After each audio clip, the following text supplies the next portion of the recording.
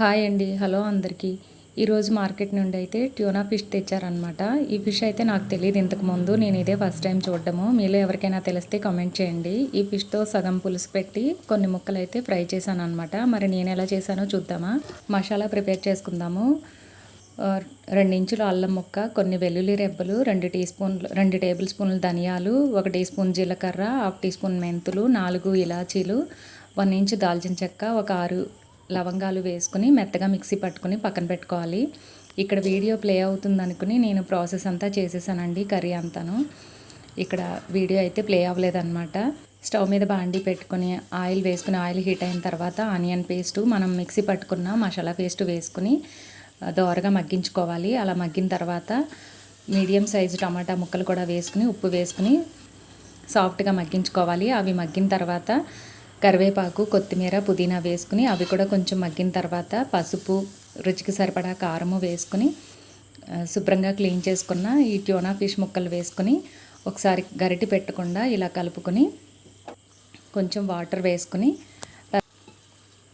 దీని రుచికి సరిపడా చింతపండు గుజ్జు కూడా తీసుకుని ఇందులో వేసుకోవాలి. అలాగే పులుసుకి సరిపడా నీళ్లు కూడా వేసుకుని ఒకసారి మొత్తం కలుపుకొని ఇప్పుడు ఘాట్లు పెట్టుకున్న పచ్చిమిరపకాయలు, ఒక 5-6 పచ్చిమిరపకాయలు వేసుకోవాలి. ఇలా పులుసులో వేసుకుంటే చాలా టేస్టీగా ఉంటుంది. ఇలా వేసుకుని మూత పెట్టుకుని ఉడికించుకోవాలి. పులుసు చిక్కపడే వరకు ఉడికించుకుని లాస్ట్లో కొత్తిమీర వేసుకుని మళ్ళీ ఒకసారి కదుపుకుని 2 మినిట్స్ పాటు కొత్తిమీర వేసిన తర్వాత 2 మినిట్స్ పాటు ఉడికించుకుని స్టవ్ ఆఫ్ చేసుకుని సర్వ్ చేసుకోవడమేనండి. చాలా బాగుంది కర్రీ అయితే. ఇప్పుడు ఫ్రై చూద్దాము. ఒక ప్లేట్ తీసుకుని కొంచెం పసుపు, 1 స్పూన్ ఉప్పు, 2 స్పూన్ల కారము, మనం మసాలా పేస్ట్ సిద్ధం చేసుకున్నాం కదా, అదే మసాలా పేస్ట్ వేసాను.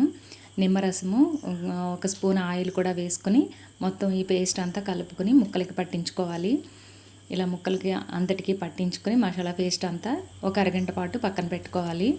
అరగంట తర్వాత స్టవ్ మీద ఒక బాండీ పెట్టుకుని 3 టేబుల్ స్పూన్ల ఆయిల్ వేసుకుని ఆయిల్ హీట్ అయిన తర్వాత ఈ ముక్కల్ని ఫ్రై చేసుకోవాలి.